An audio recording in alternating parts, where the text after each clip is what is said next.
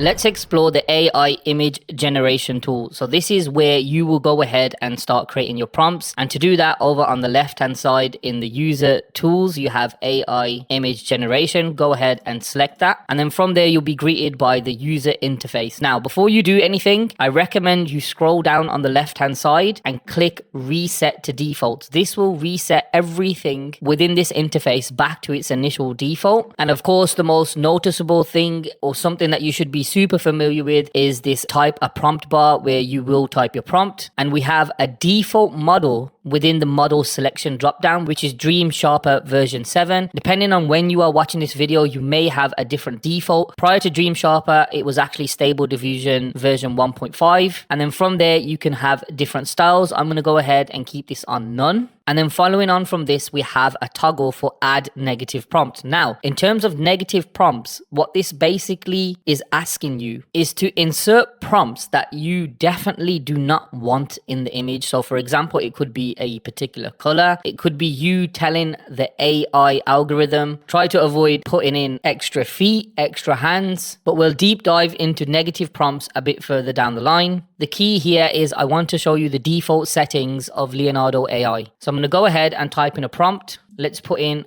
Viking Warrior, and over to the right hand side, I'm going to hit generate. And as with other AI art software, we are given back 4 images in relation to our prompt. Now, just below where we would select our model, you have the word prompt generation. If I go ahead and click this, this is where we can write our noun, or at least I think that's the right name for it. But essentially what you can do here is write your prompt, which will then allow the algorithm to give you a set of ideas. I've currently got this set to 4 prompts. And just to explain what I am saying, I'm going to go ahead and type in Viking Warrior, which is the exact same prompt we initially used. And over to the right hand side, you have this button called ideate. Now, this is separate to generating a prompt. It doesn't work on tokens. Rather, it works on amount of ideation prompts that you can generate. At this present moment, I have 1,000 prompts remaining, and it won't take away from my tokens. So if I go ahead and click this button, Leonardo AI will now generate 4 prompts that I could potentially use rather than the current basic prompt that I'm using. For example, this 4th ideation, a brave Viking warrior, shield in hand, standing in the midst of a raging battle. I can go ahead and hit generate, or next to the generate button, if I hit the drop down menu, I can hit edit. This will allow me to change the words, very similar to the remix function. I'll keep the prompt as is and hit generate.